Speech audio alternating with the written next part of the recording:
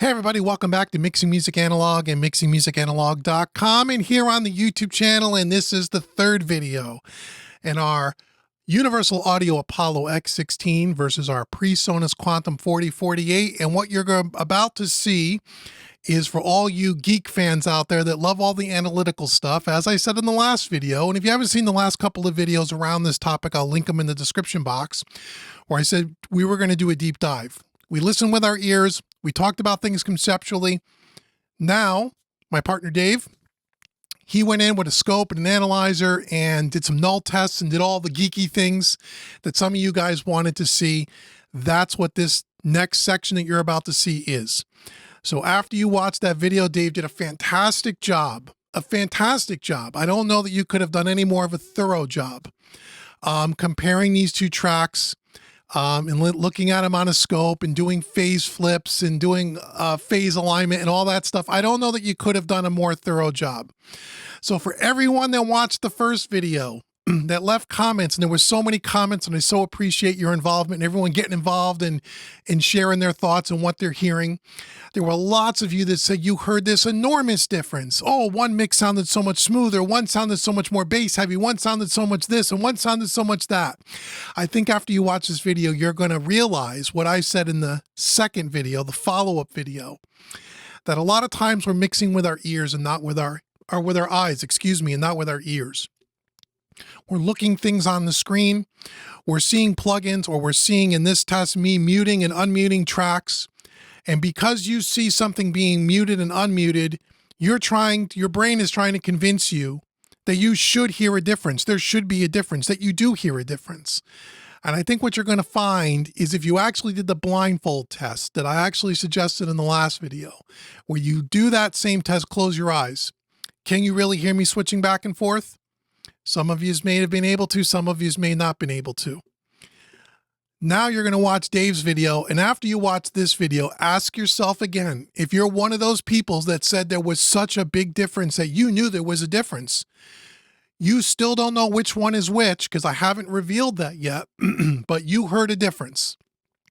Okay, watch this analysis video by Dave, and then go back and listen to the tracks again.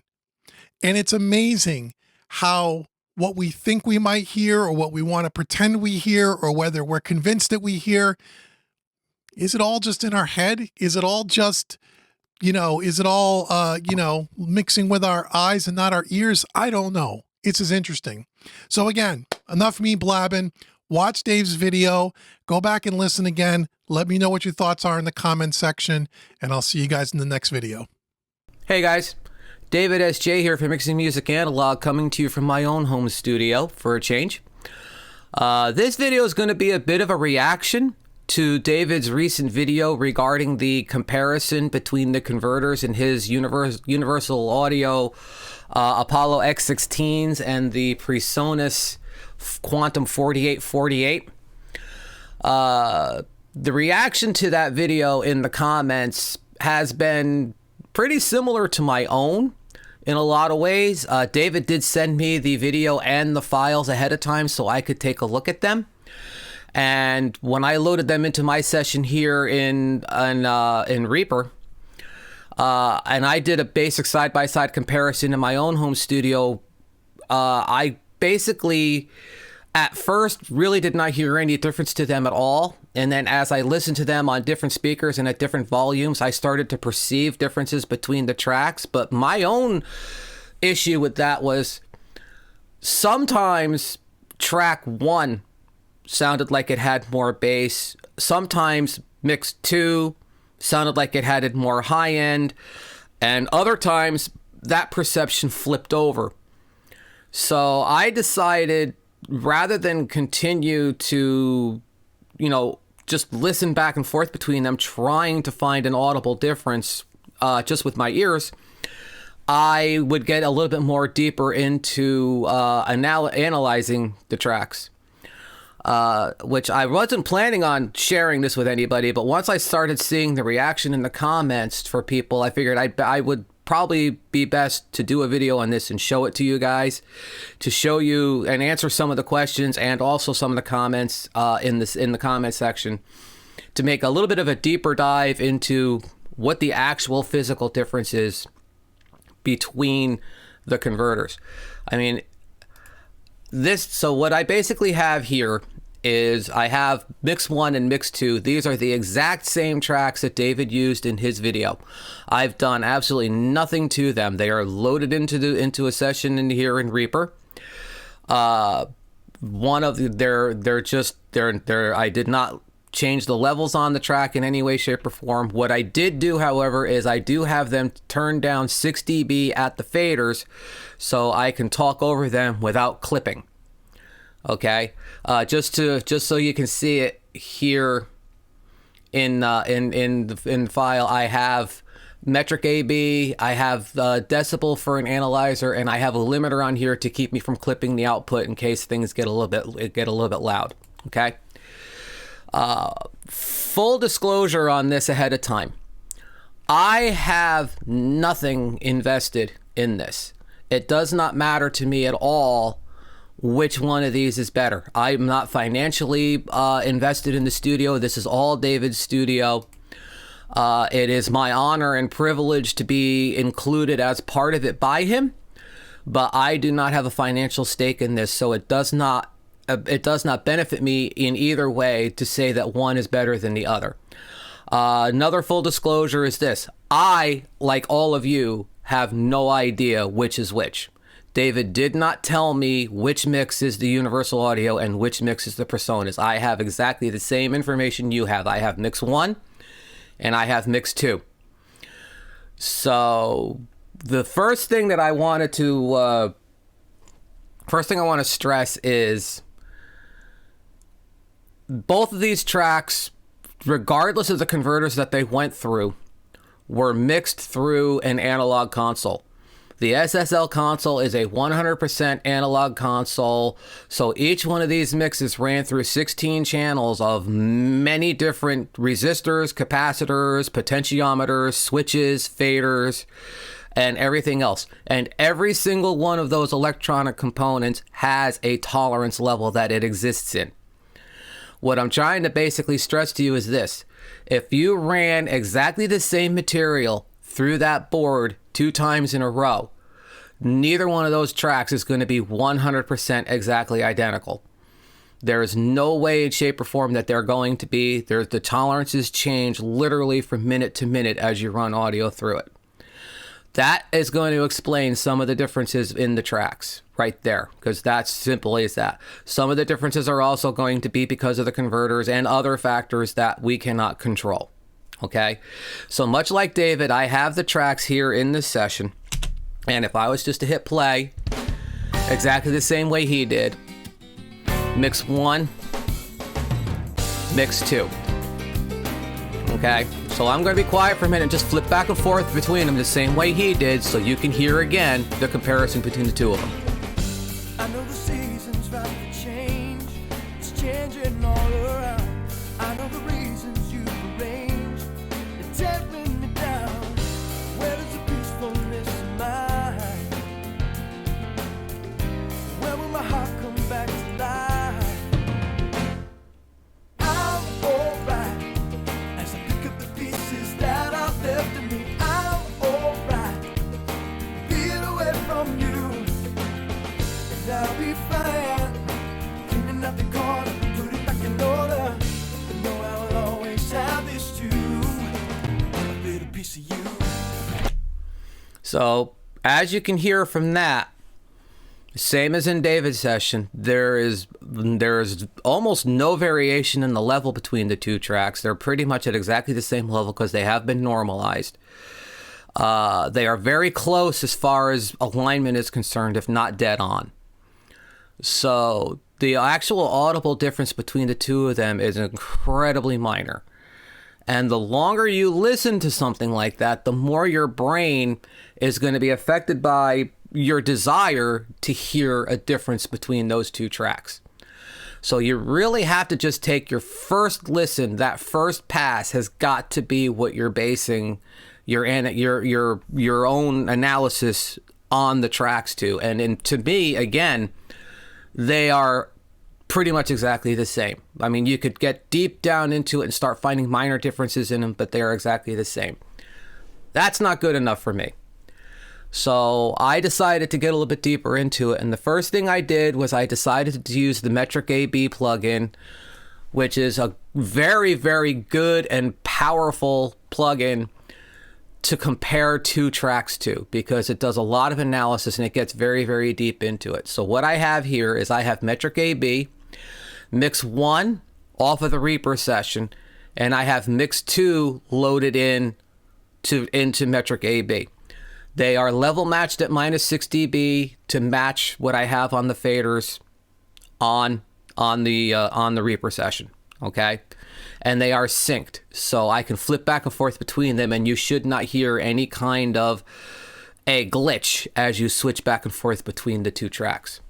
So again, if I start playing this mix, when it's blue, that's Mix 1, and when it's orange, that's Mix 2, okay? So let's look at it on the spectrum analyzer first. These are layered, okay? So what you have here is I have the blue one working right now. So this is the blue mix, and then the orange mix is overlaid over top of it, okay? The bottom line is the real time. The top line is the average, which is held for 1 second, okay? And if you switch back and forth between them, as you can see, the orange is on top of the blue on the average, and if I switch over, now the blue is on top of the orange, okay? So as you watch through this, because we are now listening with our eyes, which is something we're not supposed to do, but we're listening with our eyes, you will see that those lines are pretty much dead on top of each other all the way across the spectrum. If you watch down here, in especially the subs below 20, every now and then you will see a tear between the two of them. Right there was one right there. You'll see a tear where one converter or the other or something else is causing a lag in the release, okay? You keep watching it, you'll see that it happens occasionally in the top as well. Somewhere around 200 to 400, you see one every now and then as well. There was one right there, okay? But what that's basically showing you is that for the most part, those mixes, Mix 1 and Mix 2, run through the two different sets of converters, are pretty much sonically dead even. So any perceived difference that we're hearing is in our head. It's not actually happening, okay? This gets even more interesting when you look at the dynamics. And what you're going to see if I look at the dynamics, and I'm going to stop this, I'm going to back this up for a minute. I'm going to start it from right around here. When you look at it in the dynamics section, again, blue is playing, orange is overlaid, okay? Dynamics is actually showing a more variation between the two converters, but it's also showing at different times, the orange one is above the blue, and then the blue is above the orange. See right there, orange on top of the blue, here blue on top of the orange. Now this, something I saw the first time I went through this, and this is the only anomaly in the whole spectrum. Right here in that one section where I'll put it right here, this one section. Help me dry all my tears and help me lay on my fears and help me, I think I am falling. See right there, the help me, I think I am falling. Mix 1 drops about 2 dB for a moment, okay? Now, that could be explained by a couple of different things. That could be converter lag, or that could be the computer was multitasking for a second and took processing power away from the mix for just a moment. Or somebody in the house might have turned on a light and there was a slight voltage drop in the board for that moment, okay? So that's not necessarily due to the converter, but that is, as I said, listening through it, that's the only real anomaly in the entire analysis of it. Like, I mean, you can even look at the correlation meter. There are slight variations in the phase between the two mixes here and there, but for the most part, they're pretty much on top of each other. Stereo image, again, There's almost no tearing in that spectrum. So the stereo image is pretty much exactly the same between the two mixes. Okay? So when you look at it analytically like this, looking at it just analytically with your eyes, not even really paying attention to the audio that you're hearing at the same time, these mixes are pretty much the same thing. And a lot of the variations between them can be explained by the board itself, the conditions in the room, the time that it took between the two mixes for David to unhook one converter and put the other one in. The set temperature of the board could have changed. A lot of variations can explain the very slight variations between these two mixes. Okay? So what I'm basically trying to say with this is your perceived differences between these two mixes and these two converter sets, a lot of them are in your own head or due to multiple listenings, trying to hear different things and convincing yourself that you do. Some of it's conscious, some of it's unconscious, and that's just the way it is. And I've had exactly the same experience everybody else did listening to these two tracks. I do not know which converter is which. So I cannot say, hey, the universal audio sounds better to me. It must, because it costs $3,000 more than the Presonus one does. That is absolutely not the case, because I do not know which one of these is which, and they both sound exactly the same to me. Now, there was a request in the comments a couple of times for a null test. And I get that. Null tests are becoming the big thing in audio comparisons to show the differences between the tracks. Okay, now, for anybody that isn't quite sure what a null test is, let me explain. Tracks, these, all right, let me try that again. If tracks are either in phase or out of phase with each other, okay? So if I was going to duplicate mix 1, okay? So let's duplicate mix 1. You now have two tracks that are exactly duplicates of each other. They are exactly in phase with each other. So if I was to hit play, the only thing that will happen when you play these two tracks is that it will get louder. Tonally, they will not change. Okay, so right now that's 1. And that's coming out at around -11. If I was to turn on the other one, all that happened there is it got louder. It added about 6 dB of loudness between the two tracks. Okay? Because what happens is that these tracks are exactly in phase with each other. So every time a peak goes up on the top one, the peak goes up on the bottom one. So that when you play them together, those two peaks add themselves together and you get about a 6 dB boost in the overall volume of the track. If you were to flip one of these out of phase with the other, in other words, when one peak goes up, the other peak goes down, the effect of that is that they will cancel each other out. So because these are two exact duplicate tracks, if I hit play and I flip phase, that's this button here, okay? On Reaper, that's the phase button. If I start playing these tracks and I flip the phase on one of them, they will both continue playing, but you will hear absolutely nothing coming out of the DAW. So let's try that, okay? So we're at 6 dB plus, phase flip. Now, I'm going to go over here and reset the meter so you can see. RMS is infinite. There is nothing coming out of the DAW, okay? Not one thing. But both these tracks are actually still playing. So in other words, if I muted either one, you'll hear it. I mute that one, you hear it. If I mute that one, you hear it.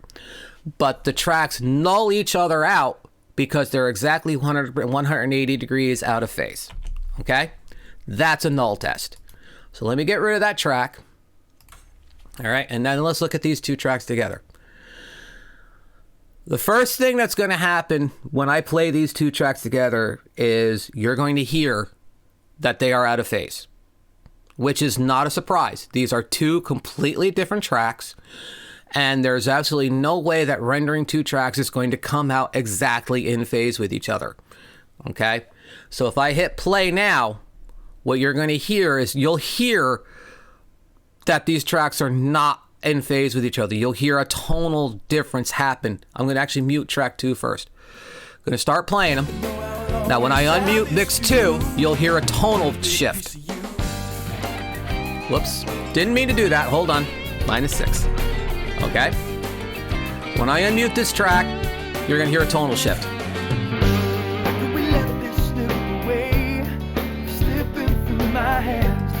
Okay? So what happened there is that some frequencies are canceling each other out and other frequencies are adding into each other. So you got a lot more low end, a lot of the highs disappeared.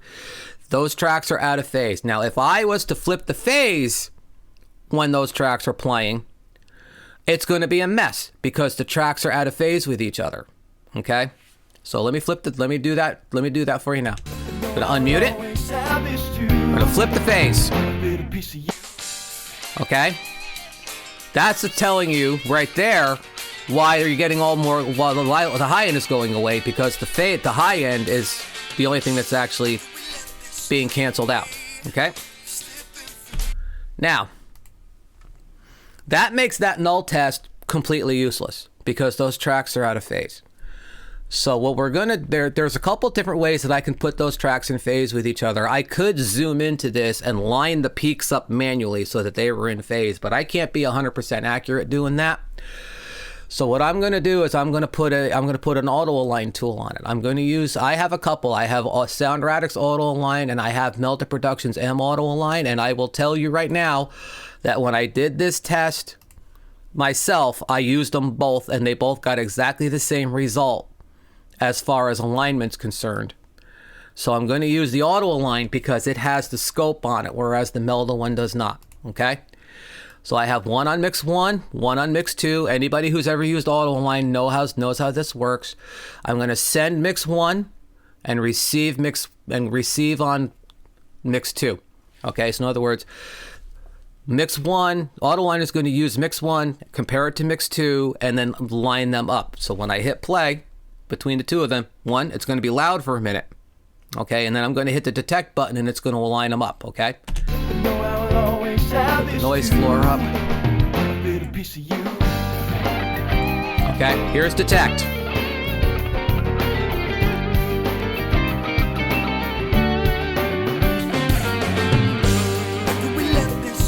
Now,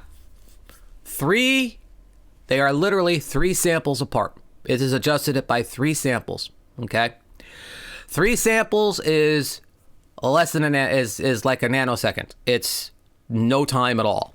So there's no way that you can hear the difference between the two of them. If you were flipping back and forth between the two of them. So 3 samples is the alignment.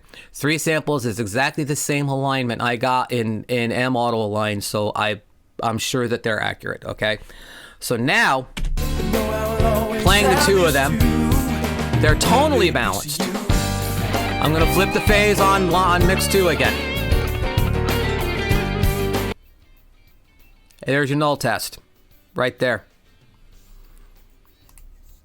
It's practically below the noise floor. Let me open up Decibel a second so you can see it. All right, this is Decibel. This is a really good analyzing program. And as you can see right here, we're not getting above 60 dB, or we're getting just very little bit above overall negative 60 dB output off the stereo bus. Okay? That's practically down to the noise floor, guys. That's a null test that's pretty much dead on, or as close to dead on as you're going to get. And a lot of the variations between those two mixes can be attributed to the fact that they were mixed through an analog board, and that those are the differences between the analog board. Okay? So, in all honesty, the only conclusion I can come up with to this is the fact that no matter what, those converters are not affecting the sound of the mix to any great degree at all. Okay, and again, I said we can attribute the differences in the mixes to a lot of different factors, not just the converters. Probably not even having to do with the converters. And as David said in his video, and he is right, we are not pushing these converters. We are running audio into the board at a relatively low volume, so we're running audio through the converter at a relatively low volume, so that we can use the board to push the audio levels. So we can get more of the flavor of the board, and then sending the audio back out of the board for a print track. Of course, we're not going to let it get up to clipping the converters. We don't want to clip the mix. So pretty much as in David's video, I do not know. I cannot tell you which one of these is which. He will not tell me. Okay. So my own conclusion is this: it does not matter how much you pay for those converters if they're decent converters, and Presonus is not selling garbage. Okay? Presonus is selling a good product. Universal Audio is selling a good product. My own Focusrite Claret is a good product. Okay? Getting down and dirty and worrying yourselves about the quality of this or the quality of that, or saying to yourself that if it costs more, it must be better, to a certain degree is true. I would say probably Universal Audio is probably built a little better than the Presonus. I don't have anything to base that on other than my own opinion.